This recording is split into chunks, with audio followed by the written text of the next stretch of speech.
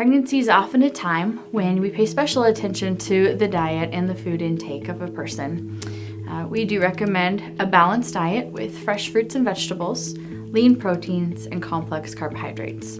It's also important to continue on a prenatal vitamin throughout the pregnancy, as well as postpartum and while breastfeeding. The majority of the over-the-counter vitamins that are available are equivalent to anything that we could prescribe. The gummy vitamins, you should be aware, often do not have iron. Anemia is something that we will screen for throughout the pregnancy, and if additional iron is required, then we will be able to give that to you, as well as recommend iron-rich foods. If you have any concerns about your dietary intake or certain foods in particular, then please bring those up to your provider at your prenatal care visit. Pregnancy is a perfect opportunity to assess one's food consumption, and we encourage our patients to continue the healthiest of diets after pregnancy as well.